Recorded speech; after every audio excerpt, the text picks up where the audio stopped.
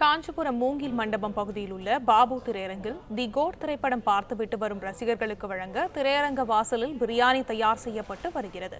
இதை பற்றின மேலும் விவரங்களை எமது செய்தியாளர் ஸ்ரீராம் வழங்க கேட்கலாம். ஸ்ரீராம், வணக்கம். விவரங்கள் என்ன பகிரலாம்?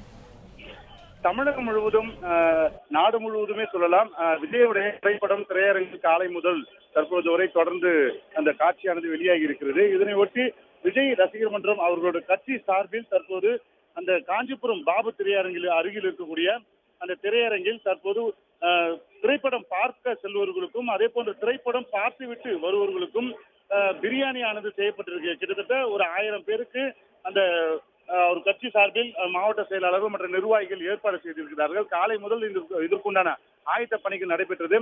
அதே போன்று ஏராளமான ரசிகர்கள் விஜயுடைய திரைப்படம் பார்ப்பதற்காகவும் விஜய் மற்றும் மற்ற நடிகர்கள் ஏராளமான இந்த திரைப்படத்தில் நடித்ததன் காரணமாக பார்ப்பதற்காக அதிகாலை முதலே இங்கு காத்திருந்து 9 மணிக்கு தொடங்கப்பட்டு தற்போது திரைப்படம் முடித்துவிட்டு வருபவர்களுக்கு அறுசுவை விருந்தாக அந்த பிரியாணி வழங்கப்பட்டு வருகிறது. அதே போன்று திரைப்படம் பார்த்துவிட்டு வருபவர்களுக்கும் அதே போன்று பார்க்க செல்பவர்களுக்கும் மாலை 3 மணி வரை இந்த பிரியாணி வழங்கப்படும் என தெரிவித்திருக்கிறார்கள். அந்த தமிழகம் முழுவதும் ரசிகர்கள் சார்பில் பல்வேறு ஏற்பாடுகள் செய்திருந்தாலும் காஞ்சிபுரம் ரசிகர்கள் சார்பில் அந்த படம் பார்த்துவிட்டு வருபவர்களுக்கு அந்த பிரியாணி வழங்கப்பட்டு வருகிறது.